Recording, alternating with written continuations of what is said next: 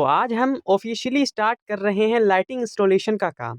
ये एक important stage होता है किसी भी इंटीरियर प्रोजेक्ट में, बिकॉज लाइटिंग सिर्फ ब्राइटनेस के लिए नहीं होती, it defines the space, the mood and the experience. आज हम इंस्टॉल कर रहे हैं ग्रेजर लाइट्स, जो हम यूज़ करेंगे जिम एरिया और लॉन्च एरिया स्पेस में।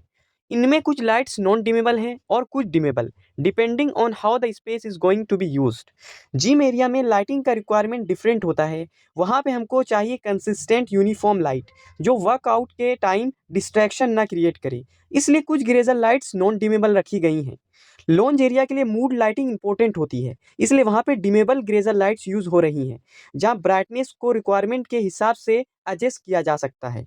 सबसे पहले हम फिक्सचर प्लेसमेंट फाइनलाइज करते हैं। हर लाइट्स का पोजीशन प्लान होता है, वॉल मिरर, इक्विपमेंट्स और सीटिंग लेआउट को ध्यान में रखकर। उसके बाद इलेक्ट्रिकल वायरिंग का काम स्टार्ट होता है। यहाँ पे हम प्रॉपर गेज वायर यूज़ कर रहे हैं, क्लीन रूटिंग के साथ, ताकि फ्यूचर में मेंटेनेंस और सेफ्टी दोनों इंश्योर हो। डिमेबल लाइट्स के केस में ड्राइवर और कंट्रोल वायरिंग थोड़ी क्रिटिकल होती है, इसलिए इंस्टॉलेशन से पहले हम ड्राइवर टेस्ट करते हैं, कंपेटिबिलिटी चेक करते हैं और इंश्योर करते हैं कि सिस्टम स्मूथ और फ्लिकर फ्री हो। नॉन डिमेबल लाइट्स के लिए वायरिंग रिलेटिवली स्ट्रेट फॉरवर्ड होती है, बट फिर भी लोड कैलकुलेशन और कनेक्शन क्वालिटी कॉम्प्रोमाइज़ नहीं की जाती। इंस्टॉलेशन के टाइम अलाइनमेंट और फिनिश भी इक्वल फोकस होता है। ग्रेजर लाइट्स का काम होता है वॉल को इवनली वॉश करना, इसलिए माउंटिंग हाइट, एंगल और स्पेसिंग बहुत इंपॉर्टेंट होती है।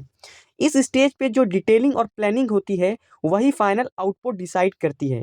अच्छी लाइटिंग सिर्फ पिक्चर से नहीं, वो काम करने से, वहाँ पे देखने से आती है। आगे के वीडियोस में हम टेस्टिंग, डीमिंग, सीन्स और फाइनल लाइटिंग इफेक्ट भी देखेंगे।